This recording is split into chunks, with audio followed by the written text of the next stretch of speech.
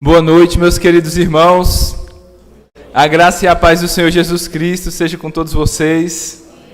Amém. Louvado seja Deus por esse dia glorioso, por essas oportunidades que Ele tem nos concedido, tão ricas, de podermos nos reunir para falar do Evangelho glorioso da nossa salvação.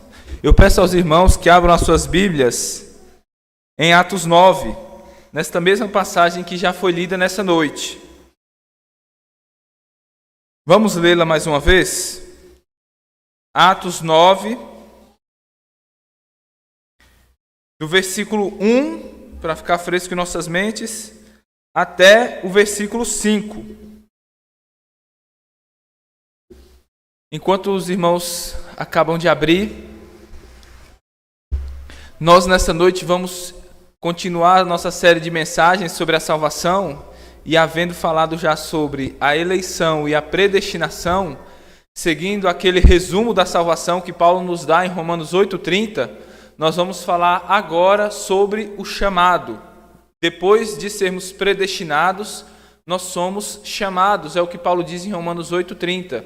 E hoje a mensagem dessa noite nós vamos falar primeiramente sobre a doutrina bíblica e confessional desse chamado, e depois vamos dar um exemplo, uma ilustração dessa doutrina, como ela acontece com o exemplo real e histórico da conversão do apóstolo Paulo. Vamos então ler os primeiros 5 capítulos aqui de Atos 9, que retratam em detalhes essa conversão dramática do apóstolo Paulo. Diz assim a palavra de Deus: Saulo, respirando ainda ameaças de morte contra os discípulos do Senhor, dirigiu-se ao sumo sacerdote e lhe pediu cartas para as sinagogas de Damasco, a fim de que, caso se achasse alguns que eram do caminho, era o nome primitivo com o qual o cristianismo era chamado, o caminho, talvez por causa da declaração do Senhor Jesus em João 4:14, João 14:6. Eu sou o caminho, a verdade e a vida. Então, eu estou andando por esse caminho. Que caminho? Jesus. Assim, homens como mulheres que andassem por esse caminho, os levasse presos para Jerusalém, seguindo ele estrada fora. Ao aproximar-se de Damasco, a capital da Síria, até hoje, subitamente uma luz do céu brilhou ao seu redor, e caindo por terra, ouviu uma voz que lhe dizia: Saulo, Saulo, por que me persegues? Versículo 5. Então Saulo perguntou: Quem és tu, Senhor? E a resposta foi: Eu sou Jesus, a quem tu persegues. Vamos orar mais uma vez, meus irmãos. Pai amado, diante desse texto, ó Deus, nós pedimos a tua graça, Senhor, para que ele não passe diante dos nossos olhos, ó Pai, apenas como mais um texto, ó Pai. Não seja apenas mais uma leitura da Bíblia, Senhor, mas nós te pedimos que o Senhor aplique essas verdades aos nossos corações. Cada um de nós, ó Pai, tem a tendência de encarar todas as coisas com a mesmice de sempre. E muitas vezes esses olhos indiferentes, ó Deus, fazem com que nós não retenhamos ou não recebamos as bênçãos que estão aqui contidas. Ó Pai Santo, que nesta noite, à medida que a Tua palavra vai sendo exposta, que o Senhor a aplique aos nossos corações. Essa é a minha grande esperança, Senhor, pois eu não tenho sabedoria, força, poder, inteligência para poder comunicar essas verdades aos meus irmãos. Elas são tão sublimes e tão maravilhosas. Ó Senhor, que Tu pudesses fazer, ó Pai, nesta noite, assim como Tu fizeste com o apóstolo Paulo. Ó Deus, enviaste o Teu Filho para se revelar a Ele de uma maneira especial. Não chamá-lo de maneira indiferente, geral, mas de uma maneira amorosa, pessoal, chamando pelo próprio nome: Saulo, Saulo. Quem dera, Senhor, alguns de nós aqui nessa noite ouvissem a Cristo chamando-os pelo próprio nome, um chamado especial, um chamado amoroso, um chamado terno, um chamado de salvação. Ó Deus, é isso que nós mais precisamos, ó Pai. E alguns de nós, ó Pai, que ouviram esse chamado há tanto tempo que já nem lembram mais. Ó Santo Deus, que Tu possas falar com eles mais uma vez nessa noite, por meio do Teu Filho Jesus Cristo, pela palavra e pelo Espírito Santo, e que eles possam nessa noite ouvir mais uma vez aquele doce chamado de salvação, confirmando, ó Deus, que eles são de fato os Seus eleitos, os Seus predestinados, os Seus chamados, aqueles a quem o Senhor quer bem, aqueles a quem o Senhor quer salvar e salvará, conforme o Senhor tem prometido na Sua palavra, ó Deus. Senhor, que a Sua vontade seja feita nesta noite. Amém. Amém, meus queridos irmãos.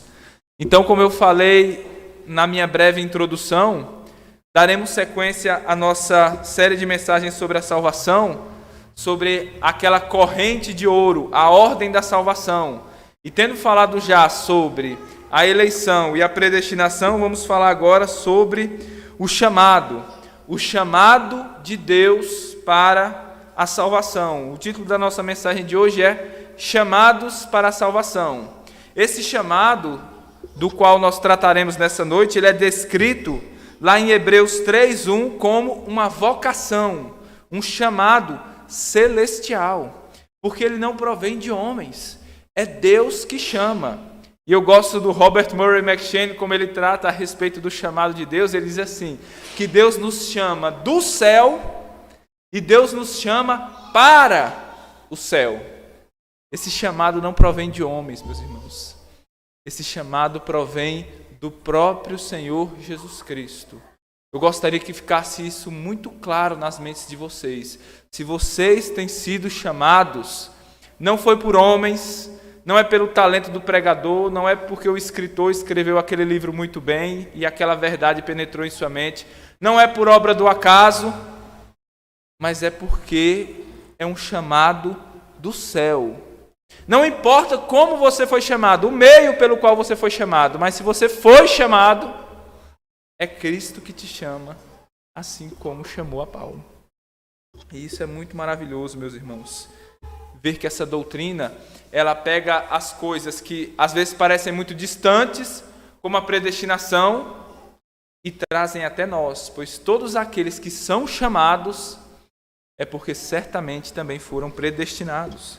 E assim nós podemos discernir a nossa predestinação pelo nosso chamado. Primeiramente, então, vamos falar do chamado eficaz na Bíblia e na nossa confessionalidade. E na segunda parte da mensagem, nós vamos trazer esse exemplo vívido do apóstolo Paulo, de como uma pessoa é chamada na prática. Essa é a doutrina, mas como essa doutrina acontece na prática? E nós vamos ver essa doutrina ilustrada na vida do apóstolo Paulo. Porque é assim que a Bíblia nos ensina. Ela nos ensina por doutrina, por proposição, por declarações doutrinárias, e ela também nos ensina por exemplos, por histórias. Primeira parte, então, da nossa mensagem é o chamado eficaz, esse chamado divino, na Bíblia e na nossa confessionalidade. Então, primeiramente, nós temos o grande texto base que nós temos usado para fazer essa série de mensagens sobre, digamos assim, os passos, os processos da salvação. Romanos 8:30, que diz assim: e aos que predestinou, a estes também chamou, e aos que chamou, a estes também justificou, e aos que justificou, a estes também glorificou. A salvação é descrita em 4 verbos: predestinou, chamou, justificou e glorificou. Então nós temos que 3 características desse chamado que nós trataremos agora e que é descrito aqui em Romanos 8:30. Primeiramente, a primeira característica desse chamado que nós trataremos aqui nesta noite é que ele é um chamado que sucede à predestinação. Muitas vezes, como eu já mencionei nesta noite, quando algumas pessoas ouvem falar da predestinação, elas se sentem mal e elas falam coisas do tipo: como assim? Predestinação não é uma coisa bíblica? Porque se houvesse predestinação, imagine que uma pessoa, ela passa a vida inteira em pecado, mas no final da vida, ela vai ser salva porque ela era uma predestinada. E a outra pessoa que passou a sua vida buscando agradar a Deus, renunciando ao pecado, crendo, no final das contas ela não vai ser salva porque ela não é predestinada. Veja então que essa doutrina não faz o menor sentido, porque ela tornaria Deus injusto. ela tornaria o nosso esforço de evangelização inútil e o nosso esforço por santidade totalmente ineficaz, porque o que contaria no final das contas é a predestinação de Deus. Essa pessoa, na verdade, ela não está falando da predestinação, ela está falando do fatalismo. Quando nós falamos de predestinação, nós não falamos de fatalismo. Não é algo que vai acontecer de qualquer maneira, mas é algo que vai acontecer de acordo com a determinação de Deus. E de acordo com a determinação de Deus, a predestinação ela é seguida pelo chamado. De modo que a pessoa que é predestinada, ela não vai viver em pecado, porque ela vai ser chamada, e esse chamado eficaz vai fazer com que ela abandone os seus pecados e creia em Cristo. É assim que acontece, meus irmãos. Aquele que foi chamado, com o chamado bíblico, ele é um chamado que sucede à predestinação. E a segunda característica é que ele é um chamado que vem antes da justificação. Como nós sabemos quem foram os justificados? São aqueles que são chamados. Muitas pessoas, meus irmãos, pensam que são crentes sem nunca terem recebido esse chamado celestial. Eles pensam que esse chamado celestial que ocasiona essa justificação é, por exemplo, numa reunião religiosa como essa, vir à frente, levantar a mão e dizer, eu aceito Jesus. Ou ter feito alguma oração em algum momento da sua vida. Ou em algum momento na sua vida ter abandonado vícios. Eu bebia, agora eu não bebo mais. Eu usava drogas, agora eu não uso mais. Eu era um criminoso e agora eu não sou mais. As pessoas costumam atribuir esse tipo de mudança ou ritual religioso a esse chamado salvífico. E muitas vezes pode não ser. O que nós sabemos é, ninguém é justificado antes de ter sido chamado. Ninguém é justificado antes de ter recebido esse chamado celestial. Depois nós vamos ver que uma das características desse chamado é a convicção de pecados. Isso já aconteceu com vocês, meus irmãos? Vocês já sentiram em algum momento das suas vidas, como Paulo sentiu, antecipando um pouco a história de Paulo? Cristo aparece para Paulo e diz, Paulo, Paulo, por que me persegues? Paulo, Saulo, porque você está pecando. Porque você está vivendo em rebeldia aberta contra aquele a quem você deveria obedecer. Porque você está perseguindo aquele a quem você deveria seguir. Porque você quer matar aquele a quem você deveria adorar e amar. E nós vemos que aquele chamado convenceu Paulo dos seus pecados. E a partir de então, ele se tornou um seguidor de Cristo. Ele creu em Cristo e ele foi salvo. Você já sentiu essa convicção de pecados? Esse chamado já mostrou que você é um grande pecador e que somente Jesus Cristo é um grande Salvador, e depois de ter sido chamado, iluminado, visto essas coisas, você se abraçou a Cristo como seu Salvador e foi justificado? A terceira coisa que nós vemos aqui é que o chamado, meus irmãos, ele não acontece de maneira isolada, não é um elo somente, mas é um elo que está ligado a essa corrente da salvação. A predestinação, o chamado, a justificação e a glorificação. Se alguém me dissesse assim, mas William, uma pessoa que foi chamado e não foi justificado, essa pessoa seria salva? E a resposta é não. Porque simplesmente essa pessoa não existe. Todo aquele que é predestinado será chamado. Todo que é chamado será justificado. E o que é justificado será glorificado. A salvação, portanto, é um todo, composto de partes, mas como eu falei para vocês, tenho tentado mostrar essa figura para vocês. É uma corrente. É um elo, mas não um elo isolado. Um elo que está ligado e forma um todo, essa corrente da salvação. É assim que a Bíblia nos apresenta esse chamado. Então, a partir do momento, meus irmãos, que nós nos certificamos acerca do nosso chamado, nós podemos então ter certeza de que nós fomos predestinados, justificados e que nós seremos glorificados, de que Deus não são homens. Eu não estou enganado, achando que eu sou crente, tendo uma ilusão de salvação, como muitos de vocês um dia tiveram.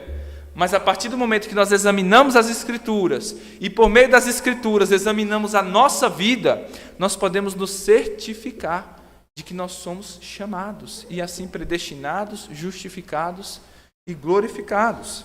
A nossa confissão de fé, a Confissão de Fé Batista de 1689, ela fala sobre o chamado eficaz no seu capítulo 10.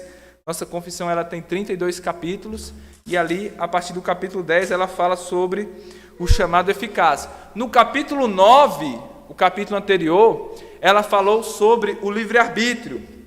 Os nossos pais, reformados, puritanos e batistas particulares, de quem nós recebemos a nossa herança confessional, ao tratar do chamado eficaz, logo após tratar do livre-arbítrio, eles fizeram isso para mostrar que esse chamado que nós recebemos não é por obra humana ou por vontade humana, não é por iniciativa humana, mas é algo que procede completamente de uma iniciativa divina. É um chamado celestial e não um chamado da terra ou um chamado humano.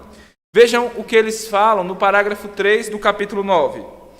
O homem, por meio da sua queda, em um estado de pecado, perdeu completamente todo o poder da vontade quanto a qualquer bem espiritual que acompanhe a salvação. Então, como um homem natural, inteiramente adverso a esse bem, o bem da salvação, e morto em pecado, como diz Efésios 2, os versículos 1 e 5, ele não é capaz, por sua própria força, de converter-se ou de preparar-se para isso.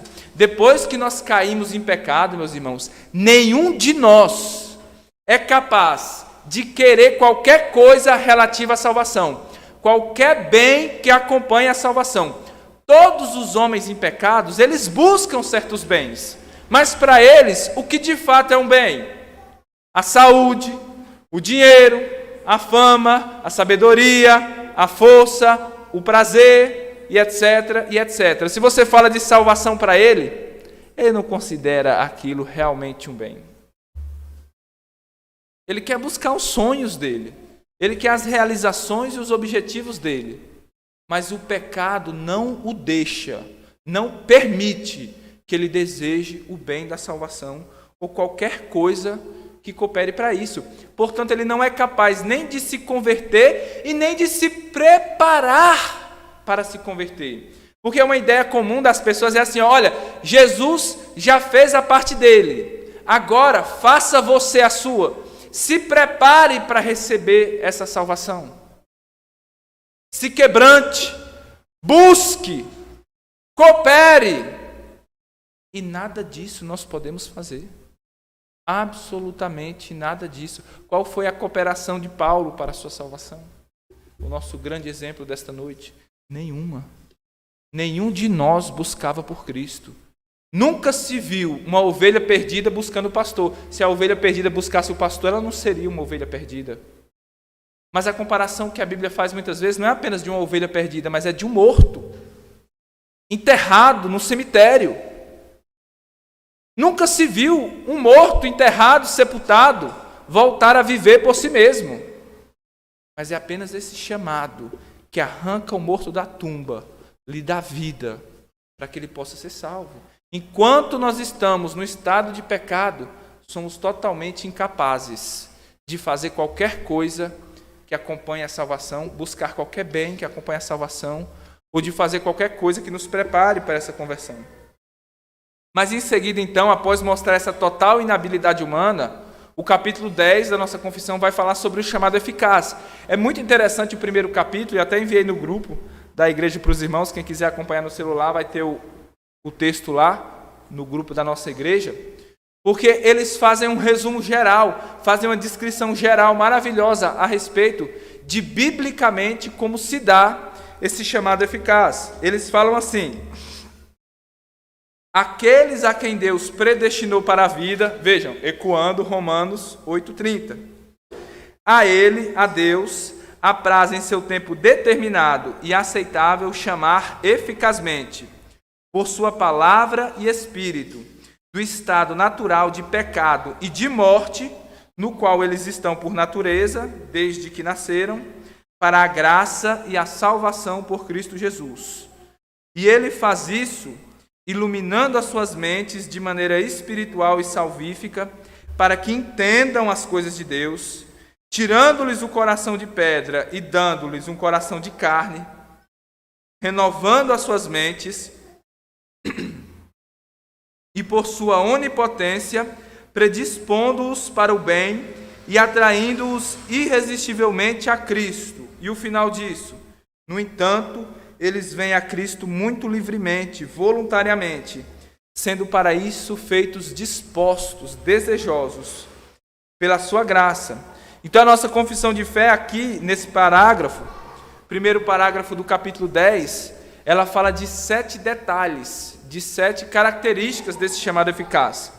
Primeiramente, ela fala quem são esses que recebem esse chamado eficaz da parte do Pai. Ela diz: aqueles a quem Deus predestinou para a vida. Esse chamado é um chamado diferente daquele chamado que Jesus Cristo fala nos evangelhos, quando ele diz: muitos são chamados, mas poucos são os escolhidos, os predestinados. Porque quando o evangelho é pregado, todos são chamados. Mas este chamado aqui, este chamado de Romanos 8,30, é um chamado específico para os predestinados. Porque ele é um chamado que, de fato, efetua nos objetos, no destinatário desse chamado, aquilo que se propõe a fazer, chamá-los eficazmente a Cristo. A segunda característica é o autor desse chamado, e o autor desse chamado é Deus. Aqueles a quem Deus predestinou para a vida, a ele apraz. A terceira característica que a nossa confissão vai dizer é a ocasião, e a ocasião é descrita nas seguintes palavras: em seu tempo e determinado a Deus apraz. Porque uma coisa que às vezes também nós confundimos é que, por chamado eficaz, nós podemos pensar que a primeira vez que uma pessoa ouviu o evangelho, se ela é uma eleita, ali o evangelho já vai penetrar na alma dela e ela já vai ser salva. E não é assim. Não é a primeira vez que o evangelho vai ser pregado que vai acontecer um chamado eficaz. Muitas vezes os eleitos, os próprios predestinados, passam anos rejeitando esse chamado. Vocês, na sua experiência, a primeira vez que vocês ouviram o evangelho, vocês disseram: que maravilha, é isso então, vou crer em Jesus, vou me arrepender dos seus pecados. Foi assim? Geralmente não, eu prefiro morrer do que me tornar crente. Jesus, não, eu já creio em Jesus. Eu não preciso crer porque eu já creio.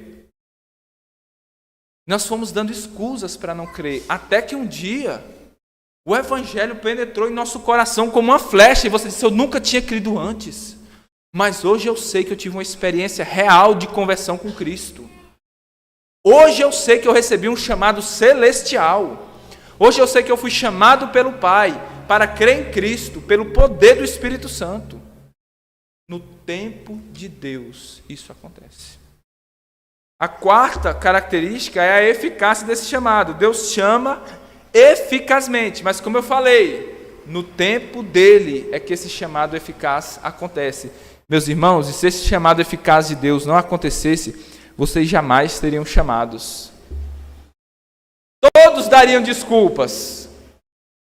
Todos diriam: não, eu preciso trabalhar e eu não tenho muito tempo para pensar nisso agora. Ou eu sou jovem demais para pensar nisso agora. Não, eu já tenho a Deus.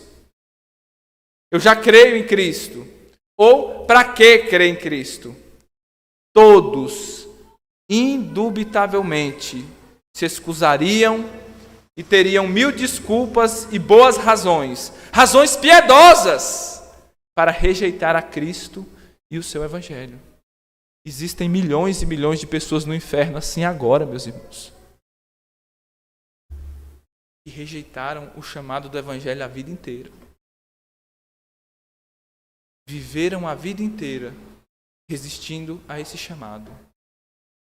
Talvez tiveram Bíblias em sua casa, viveram a vida inteira indo para a igreja, indo para um centro de macumba, adorando seus falsos deuses. Talvez eu esteja falando dos antepassados de vocês, conhecidos de vocês. Louvado seja Deus por esse chamado eficaz em nossas vidas. Se não fosse a eficácia desse chamado, onde nós estaríamos? Os meios que Deus usa para nos chamar.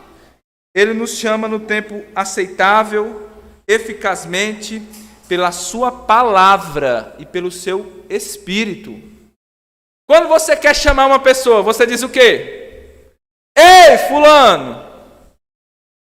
Você usa a sua palavra, a sua voz.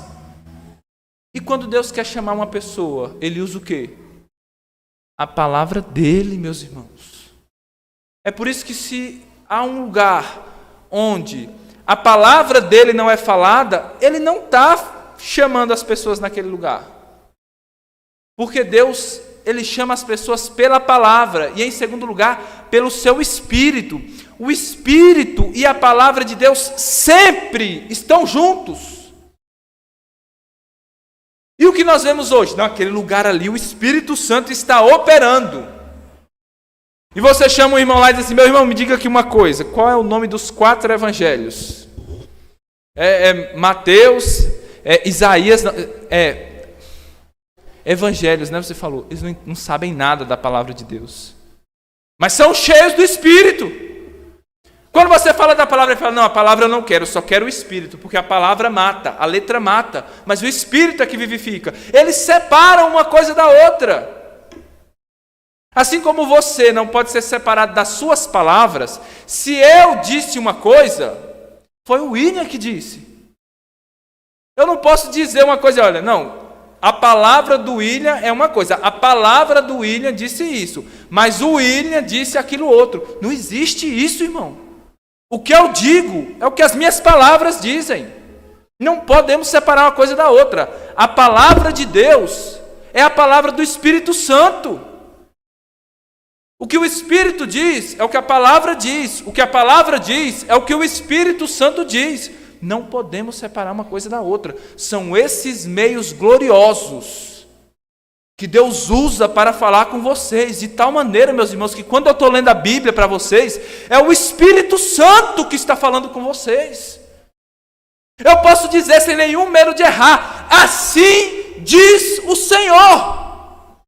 Igual Isaías falou, porque eu estou lendo a palavra do Espírito Santo. Não é voz de homem que vocês estão ouvindo, é a voz do Espírito Santo. Quando eu digo: creiam no Senhor Jesus e vocês serão salvos, é o Espírito Santo falando. Recebam essa palavra, pois é a palavra do Espírito Santo. Deus nos chama por meio da sua palavra e do seu Espírito. E a palavra de Deus assim falada, ela ocasiona, em sexto lugar, uma transformação. Ele nos chama pela palavra e pelo seu Espírito do nosso estado natural de pecado e de morte, no qual nós estamos por natureza, para a graça e salvação em Cristo Jesus. Nós nascemos no estado natural de morte, mas Cristo nos chama para um estado de graça e para um estado de vida. Agora, pela palavra de Deus, pelo Espírito Santo atuando pela palavra de Deus, vocês têm vida. Vocês recebem o dom precioso da vida, a vida de Cristo Jesus. Assim como Ele morreu, a morte que era para vocês, assim agora no Evangelho, pela palavra de Deus, o Espírito Santo lhes dá a vida de Cristo. A vida que agora vocês vivem é a vida da cruz, é a vida de Cristo. Que chamado poderoso e transformador. Esse chamado nos transforma.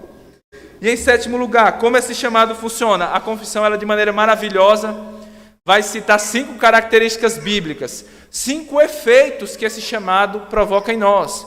E eu quero que os irmãos examinem-se para ver se essas características se encontram em vocês. A primeira coisa que ele diz, a confissão diz, é que esse chamado ilumina nossa mente de maneira espiritual e salvífica, para que nós entendamos as coisas de Deus. Houve um momento em que vocês não entendiam nada das coisas de Deus, que a palavra de Deus era totalmente estranha para vocês, mas quando o Espírito Santo veio e lhes chamou, aquilo passou a fazer sentido, parou de ser uma coisa chata e se tornou um tesouro, um prazer, uma bênção. Ele ilumina nossa mente. Em segundo lugar, tirando-lhes o coração de pedra, ele dando um coração de carne, aquele coração duro e insensível, e dando um coração amoroso e sensível ao chamado santo. Terceiro lugar, renovando as nossas mentes por sua onipotência. O Deus que você era indiferente, entenda, irmãos, indiferença é pior do que ódio.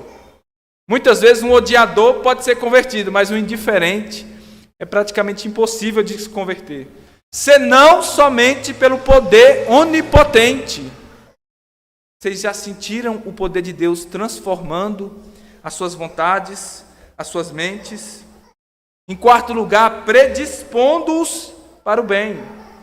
Quando as pessoas ouvem falar de Cristo, começa a haver um clima chato. Já aconteceu isso na sua família? Quando você tenta evangelizar alguém, você fala assim: você viu o jogo do Brasil? Ah, eu vi, foi assim, assim, assim.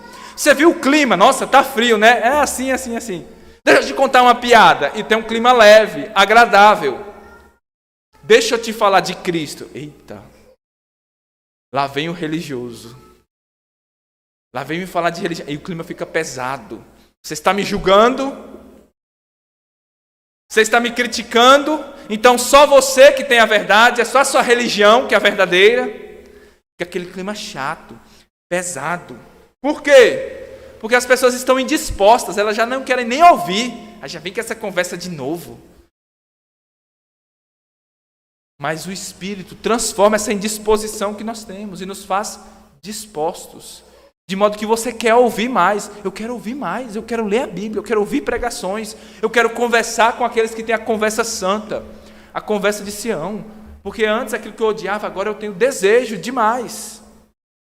E a sexta característica, meus irmãos, é atraindo-os irresistivelmente a Cristo. É por isso que o chamado eficaz também é chamado de graça irresistível. Porque esse chamado ele nos atrai irresistivelmente a Cristo. Vocês já foram atraídos, meus irmãos, pela beleza de Cristo? A beleza do caráter dele, a doçura de Cristo. Quando você lê as características do Senhor na Bíblia, nunca nós vimos a face dele. Mas quando nós vemos o amor com que ele tratava as pessoas, muitas vezes episódios, digamos assim, bem dramáticos, quando Jesus entra no templo e dá um chute na mesa lá e pega um chicote e começa a bater nas pessoas. Jesus era assim. E você vai sendo atraído, você vai se tornando apaixonado pelo caráter dele. Você, meu Deus, como eu gostaria de presenciar isso. Como eu gostaria de conversar com ele. Como eu gostaria de fazer essa pergunta a ele. Como eu gostaria de estar perto dele. Olha o que João fez. Deitou a cabeça no peito de Jesus. E nós ouvindo falar de Jesus, a gente começa a querer se relacionar com ele. Tem uma saudade, tem um amor, uma coisa inexplicável nasce no nosso coração. Nós somos atraídos de uma maneira que não conseguimos explicar. Jesus passa a ser o nosso alvo. O motivo da nossa vida, de uma maneira que não conseguimos explicar. Muitas vezes nós nos sentimos uma hora nos sentimos fiéis a Cristo, outra hora nos sentimos como se nós estivéssemos rejeitando a Ele, mas uma coisa que nós temos como uma certeza absoluta: não podemos viver mais sem Cristo. Não podemos. Alegrá-lo é a nossa alegria. E quando nós o entristecemos, isso é a nossa tristeza. Fomos atraídos a Ele. Não conseguimos viver sem Ele. Ele é o nosso centro gravitacional. Agora nós rodeamos, a nossa vida orbita em torno desse centro, que é Cristo. Não é porque nós queremos. Aconteceu. É uma obra divina. Nos convenceu. Eu lembro que quando eu comecei a ter alguns conhecimentos bíblicos, meus irmãos, eu desejava do fundo do meu coração que Deus não existisse. Eu desejei com todas as minhas forças. Falei, não pode ser que isso aqui seja verdade. Se for verdade, eu estou condenado. Religião, com certeza, é uma coisa que homens inteligentes inventaram para escravizar as pessoas tolas, como aconteceu ali na Idade Média. Eu tenho certeza que não pode isso aqui ser verdade. Mas no fundo do meu coração, irmãos, eu sabia que era verdade, eu não conseguia mais negar. Morrendo desse jeito eu vou para o inferno. E quando me foi revelado a Cristo como Salvador, que alegria! Que alegria! Como não crer num Salvador desse, que traz uma tão grande salvação como essa? Glória a Deus por Jesus Cristo, nosso Salvador. Jesus que nos livra da ira futura. Essa é a primeira parte, meus irmãos. Vamos agora para esse exemplo vívido aqui da vida de Paulo, que nós já lemos no capítulo 9 de Atos. Abra as suas Bíblias no capítulo 9 de Atos. Não vamos ler mais uma vez, para que nós remamos, né? Remamos. Não existe a conjugação do verbo remir na primeira pessoa. Para que nós possamos remir o tempo e avançar. Uma das maiores bênçãos da Bíblia, meus irmãos, é que ela não apenas, como eu falei, nos dá doutrinas e declarações a respeito da verdade, mas ela nos dá histórias vivas, de maneira que nós conseguimos entender melhor. Muitas vezes uma pessoa falou, olha, para fazer essa coisa, você precisa fazer assim, fazer assim, fazer assim, fazer assim. Entendeu? Você fala, não entendi nada. Espera aí, deixa eu fazer para você ver. Fica vendo como é que eu faço. Aí a pessoa faz, agora entendi. Com as instruções eu não consegui, mas com exemplo, vendo você fazer, eu consegui entender melhor. Então, além de dar todas essas características bíblicas, a Bíblia nos dá também exemplos que nos mostram várias pessoas sendo chamadas, sendo convertidas por esse chamado maravilhoso. E uma delas é Paulo. Vamos então ver agora o capítulo 9 de Atos, que registra o chamado de Paulo. Primeiramente, meus irmãos, vejam aí no versículo 1, que a palavra de Deus diz assim: Saulo, respirando ainda ameaça e mortes contra os discípulos do Senhor. Lucas, então, começa o seu registro da conversão de Saulo no capítulo 9, falando de um homem odioso, de um perseguidor sanguinário.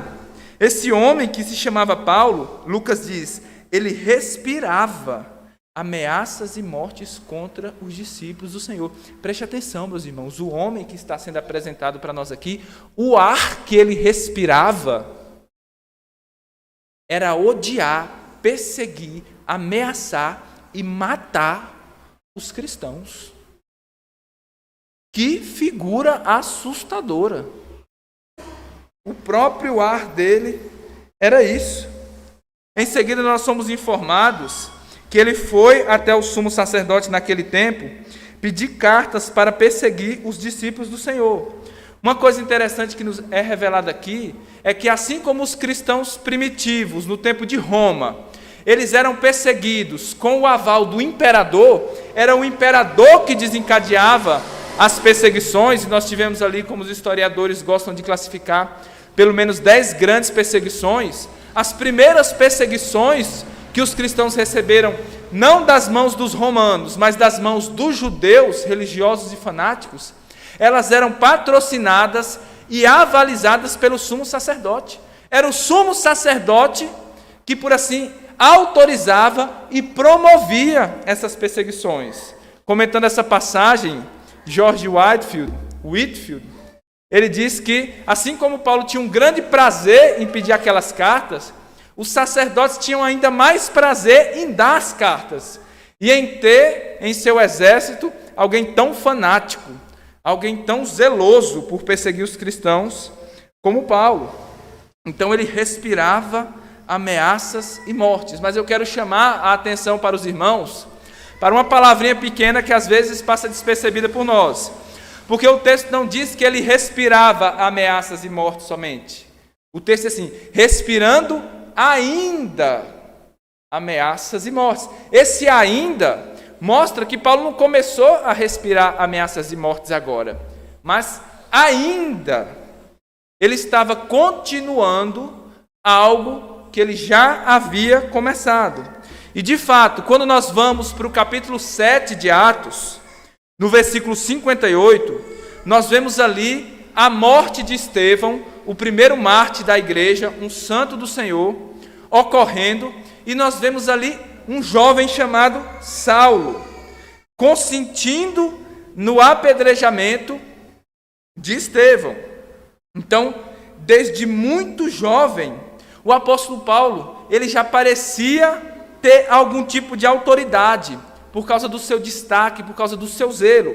Como ele vai dizer em Gálatas 1,14, e na minha nação, quanto ao judaísmo, avantajava-me a muitos da minha idade, sendo extremamente zeloso das tradições dos meus pais.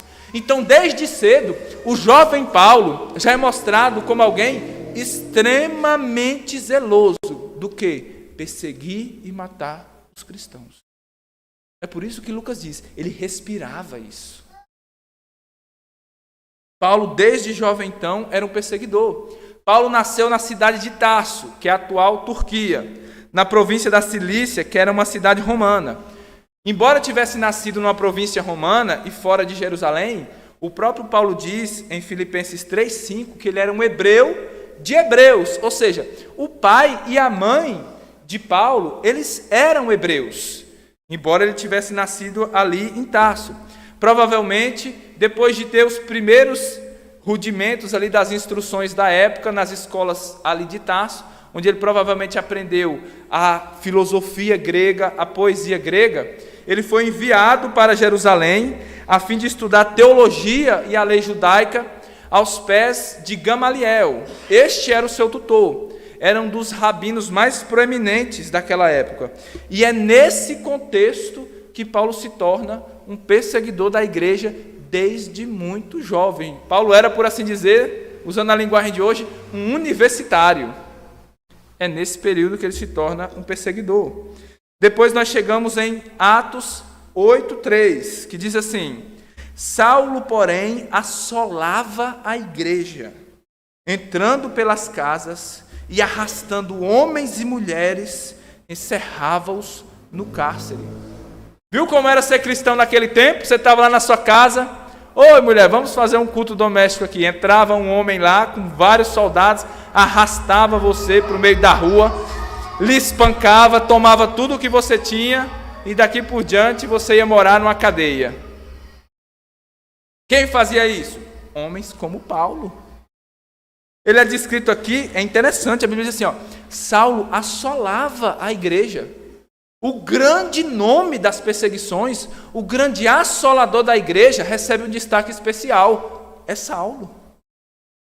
Ele era a figura proeminente nas perseguições da igreja. Ele tinha a autoridade do sumo sacerdote para isso. E ele fazia isso com todo o seu coração e com toda a sua vontade. A assolação da igreja, então, é atribuída a ele. Ele era o mais proeminente perseguidor da igreja. Já em Atos 26, no versículo 9 e 12, em sua defesa perante o rei Agripa, Paulo diz que depois de prender e matar em Jerusalém todos os cristãos que ele pôde, enquanto tinha gente em Jerusalém para perseguir, Paulo os perseguiu. E depois que Paulo parou e olhou assim, não tem mais ninguém para perseguir aqui em Jerusalém. Ah, já sei, vou perseguir agora em outras cidades. E ele começa essa perseguição indo primeiramente à cidade de Damasco. É o que nós lemos lá em Atos 26, dos versículos 9 ao 12, que dizem assim: E na verdade, a mim me parecia que muitas coisas devia eu praticar contra o nome de Jesus o Nazareno. E assim procedia em Jerusalém. E havendo eu recebido autorização dos principais sacerdotes, olha como Paulo vai descrever o que ele fazia com os cristãos.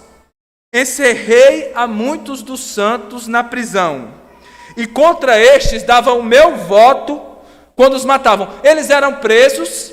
A partir daquele momento, iniciava-se um processo legal contra eles. No dia do julgamento, Paulo era o primeiro a dizer, pode matar. O meu voto é que mate. Era isso que Paulo fazia. E ele continua dizendo no versículo 11, muitas vezes os castiguei por todas as sinagogas. Onde Paulo chegava na sinagoga que tinha alguém inclinado a crer em Jesus, ele os castigava, obrigando-os até a blasfemar. Você está com alguma dúvida se Jesus é o Cristo? Blasfeme agora, diga que Jesus é anátema. Negue tudo isso que você está falando a respeito desse impostor chamado Jesus. E ele continua, e demasiadamente enfurecido contra eles, mesmo por cidades estranhas, os perseguia. Cidades estrangeiras. Cidades estranhas aqui são cidades estrangeiras. A mesma coisa quando fala de línguas estranhas. É línguas estrangeiras, línguas de outras nações. Versículo 12. Com estes intuitos, ou seja, para castigar, prender, matar, perseguir, parti para Damasco, levando autorização dos principais sacerdotes e comissionado por eles. Paulo era o principal cão de caça dos principais sacerdotes judeus daquele tempo. Este é o homem, meus irmãos, que nos é apresentado aqui nos primeiros versículos de Atos 19. É um perseguidor cruel, alguém sanguinário, que se pegasse o seu filho agora, ele teria o maior prazer de esmagar a cabeça dele, de matá-lo, rindo, dizendo, louvado seja Deus, matei mais um desses que estão blasfemando contra o nome de Deus. É essa pessoa, é esse homem maligno, esse demônio em forma de gente que está indo para Damasco. Está indo fazer o quê? Está indo cultuar? Está indo buscar Deus? Está indo reconhecer os seus pecados? Pedir perdão a alguém que ele ofendeu? Não. Ele é um assassino, um matador e ele quer matar mais. Quando a Bíblia fala que ele está respirando, é como um leão que já devorou muitas presas, ele está com fome de mais sangue, ele quer derramar mais sangue. Então, nos versículos 3, 4 e 5, nós vemos então o chamado maravilhoso, a aparição de Cristo para o apóstolo Paulo. E ali nós vemos que o perseguidor é perseguido por Cristo. Saulo estava perseguindo a Cristo e os cristãos, mas finalmente, meus irmãos, era Cristo que estava perseguindo Paulo. Paulo estava correndo atrás de Cristo para matá-lo, mas Cristo estava correndo atrás de Paulo para salvá-lo. Paulo achava que deveria dizer muitas coisas contra o nome de Cristo, usar a sua língua para ofender a Cristo, mas Cristo usaria a sua voz para chamar a Paulo amorosamente. E nós vemos aqui primeiramente o chamado de Cristo no versículo 4. Ele diz, Paulo, Saulo, Saulo, por que me persegues? Aquela voz vindo do meio da luz mudou para sempre a vida do apóstolo. E no meio daquela situação, nós temos em segundo lugar a pergunta de Paulo. Ele diz, quem és tu, Senhor? Paulo nunca havia pensado seriamente em Cristo. Ele jamais seria capaz de chamar a Cristo de Senhor. Mas nesse momento, o chamado poderoso de Cristo vem até ele. E ele diz, Senhor! Veja que transformação gloriosa, meus irmãos. Esse odiador de Cristo agora diz, Senhor. Esse perseguidor agora vai se transformar no maior promotor da vida do Evangelho do Senhor Jesus Cristo. E a resposta de Cristo é, eu sou Jesus, a quem tu persegues. Paulo sabia que Jesus não estava ali para matá-lo. Imagina que você tem um inimigo, esse inimigo está perseguindo você e você está perseguindo ele. Aí de repente ele dá um toque nas suas costas assim. Aí você, quem é? Eu sou seu inimigo, aquele a quem você estava querendo matar. O que você vai pensar nessa hora? Sou um homem morto. Ele deve estar armado, ele vai fazer alguma coisa contra mim, agora eu estou nas mãos dele, eu estou numa situação de fragilidade, ele vai me matar. Talvez por um momento Paulo pode ter pensado isso. Ele sabia que era aquilo que ele merecia. ele sabia que ele só merecia o ódio, o desprezo, a ira desse Deus. Se Cristo estivesse na mão dele, Paulo o mataria. Talvez ele pode ter pensado, agora que eu estou nas mãos dele, ele vai me matar. Mas Jesus, amados, chamou Paulo amorosamente. Por que Paulo fala tanto de graça nas suas epístolas? Porque esse chamado aqui foi um chamado gracioso. Eu sou Cristo, eu sou Jesus a quem você persegue. Por que você está me perseguindo? Isso, meus irmãos, despedaçou o coração do apóstolo Paulo em 1000 pedaços. E ele finalmente foi convertido.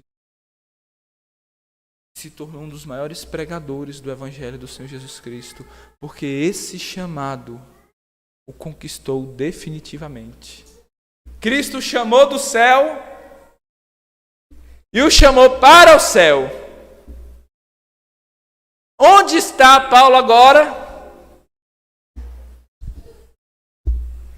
Ele está com Cristo no céu, meus irmãos.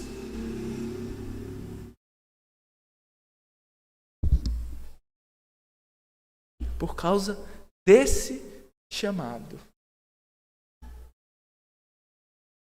Chamado glorioso. É o chamado para a salvação. A coisa mais preciosa que nós temos em nossa vida é o chamado. Porque é Cristo dizendo: venha ser meu. Você quer casar comigo? Você quer viver comigo para sempre? Se fosse por nós, dizer não, obrigado. Tem uma louça para lavar ali, depois a gente conversa. Mas esse chamado, ele nos dá um coração para amá-lo. E nesse momento, ao invés de indiferença, é como se a pessoa que você mais amasse na sua vida chegasse para você e disse: você quer casar comigo? Eu disse, como não? É o que eu mais quero. É o que eu mais desejo.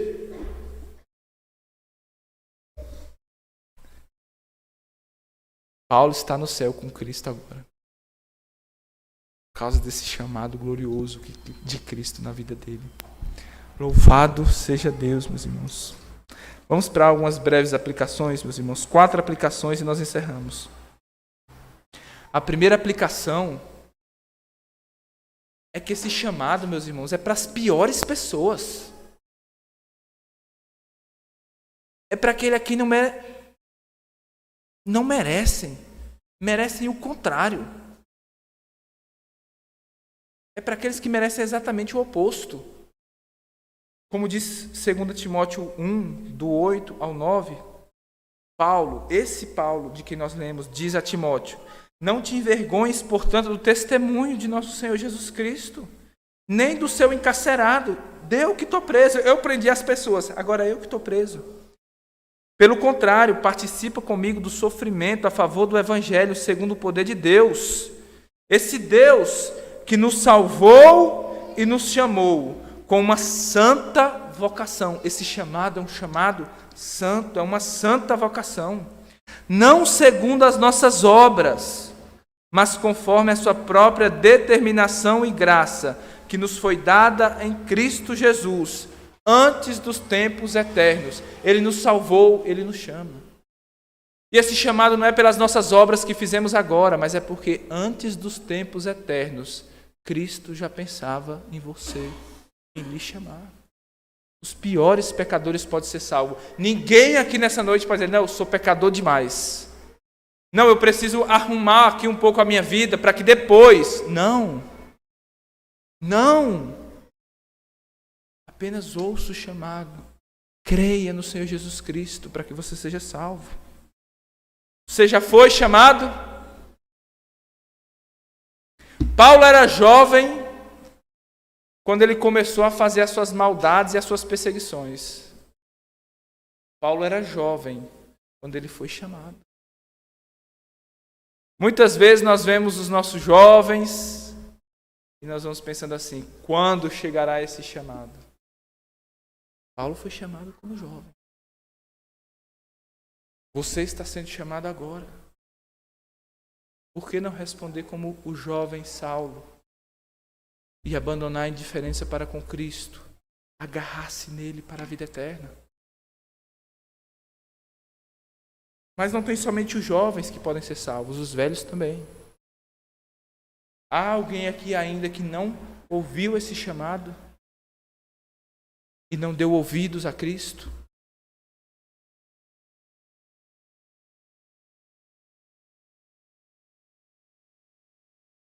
O que lhe impede de ouvir hoje, de crer em Cristo hoje, de se entregar completamente a Ele hoje?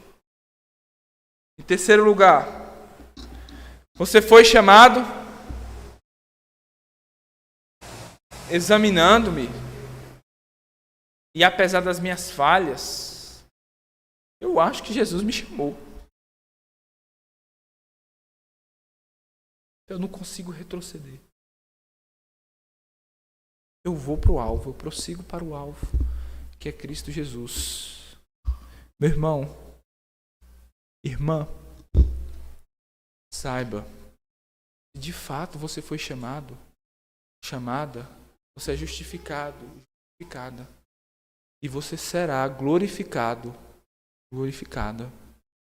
Isso é um grande consolo, irmãos, para os nossos corações. Grande consolo. Temos visto muitos irmãos como que retroceder e voltar atrás, e o nosso medo é: pode ser eu!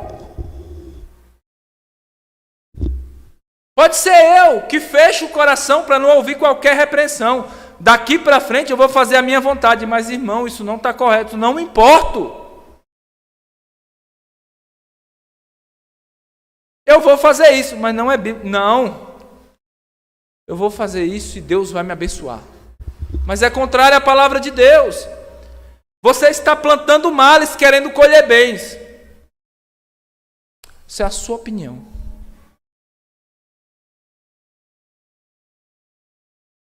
Quem de fato conhece o seu coração e sabe que tem um coração de Paulo, um coração maligno, que foi convertido, mas que ele em si sabe que a qualquer momento pode se desviar do evangelho porque ele é mau, que se não for o poder de Deus segurando ele a cada momento, ele não passará nenhum segundo mais crendo em Cristo. Quando essa pessoa ouve da palavra de Deus dizendo assim: você foi chamado? Fui. Você vai ser glorificado. Deus vai te segurar. Deus vai te guardar de tropeçar, de cair, de se desviar. Que alegria, meus irmãos, porque o meu medo é que eu me desviasse de Cristo. Mas Cristo diz: eu não vou deixar. Eu vou te guardar. Veja o que está escrito na palavra de Deus. Em 1 Tessalonicenses 5, do 23 ao 24. O mesmo Deus da paz vos santifique em tudo, e o vosso espírito, alma e corpo sejam conservados íntegros e irrepreensíveis na vinda do nosso Senhor Jesus Cristo. Aí vocês todos dizem: é o que eu mais quero. Eu queria ser achado íntegro na vinda de Jesus Cristo, mas eu tenho medo que eu falhe, que eu me desvie, que a minha mente mude, que Satanás me tente, que o mundo me seduza, que a minha carne me traia. E há um clima de incerteza, mas em seguida, veja o que o apóstolo diz: fiel é o que vos chama, o qual também o fará. É Deus, pela fidelidade dele, ele chamou você, fiel é o que chama, e ele fará. Você tem dúvidas de que você será apresentado irrepreensível diante dele? Eu chego a temer, quando eu olho para os meus pecados, eu chego a temer. Fiel é o que chama. E é ele que vai se encarregar de apresentar você irrepreensível diante de Cristo na sua vinda. Que grande consolo, meus irmãos. E por fim, em último lugar, depois que Paulo, de perseguidor, se tornou um seguidor, depois de perseguir o nome de Cristo e quererem que as pessoas blasfemassem do nome de Cristo, ele passou a anunciar o nome de Cristo com todo fervor. Depois de crermos em Cristo, meus irmãos, de sermos conquistados por esse chamado. Agora façamos-nos nós instrumentos para chamar as outras pessoas a fazermos como Paulo. É claro que nenhum de nós vai ser Paulo. Você estava achando que você ia ser Paulo? Não vai. Ninguém vai. Mas nós podemos ser como Paulo. Na medida que Paulo é o imitador de Cristo, nós podemos imitá-lo. Como? Proclamando o nome de Cristo, anunciando o nome dele, até que ele venha na ceia, em nossa vida, aos nossos filhos, no trabalho, a um parente, nas praças, onde o Senhor nos der oportunidade, que possamos anunciar o nome do nosso glorioso Senhor. Amém, meus irmãos. Louvado seja Deus por esse chamado tão glorioso. Vamos orar, amados. Senhor, nós te agradecemos, ó Deus, pela tua voz que nos chama da perdição. Ó Deus, por assim dizer, tu nos arrancaste do inferno. Tu nos arrancaste da morte. Nós estávamos presos nas garras de Satanás, nas garras do nosso pecado. Nós estávamos algemados pela nossa corrupção. Nós estávamos sentenciados à morte. A ira de Deus estava sobre nós. Todos os males viriam sobre nós e nos atormentariam eternamente no inferno. Mas o seu chamado quebrou as correntes.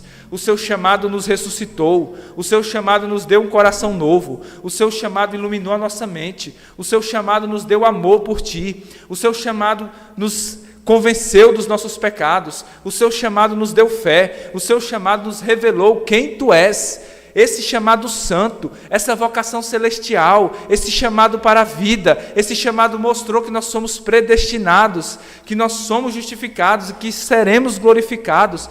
Glória a Deus por esse chamado maravilhoso. Ó Senhor Jesus, te damos graças. Ó Santo Pai, ó Espírito Santo, querido Deus, Pai, Filho e Espírito Santo, te damos graças, pois o Senhor nos salvou e nos chamou com essa santa vocação. Portanto, Senhor, nós te damos graças, pois sabemos que tu és fiel, e assim como o Senhor nos chamou, o Senhor fará toda essa obra de salvação em nossas vidas, pelo que nós te glorificamos, ó Deus, aqui de maneira imperfeita, mas com a esperança em nosso coração, de um dia podermos estar em tua presença, Senhor, e te glorificarmos, ó Deus, sem pecado, com todo o nosso coração, para sempre. Em nome do teu Filho Jesus Cristo, ó Deus, nós te agradecemos por esse chamado santo, por essa esperança gloriosa de um dia estarmos na presença daquele que nos chamou. Ó Senhor, é no nome do teu Filho Jesus Cristo que em tudo nós te damos graças. Amém. Amém, meus queridos irmãos. Vamos agora para a ceia do Senhor? Louvado seja Deus.